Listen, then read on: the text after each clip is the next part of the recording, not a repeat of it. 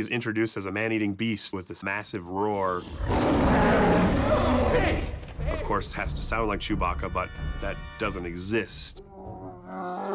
The main recording of Chewbacca is a bear that Ben Burtt, the original sound designer, recorded many, many years ago. But because the original bear only made so many sounds, Chewbacca's vocabulary has always been a little bit limited. So we spent an afternoon recording this massive grizzly bear who was just hungry all the time. And if you would simply show him food, he got very excited. And if you didn't give him the food right away, he would let you know. So we were able to get a really quite extensive palette of new bear vocals.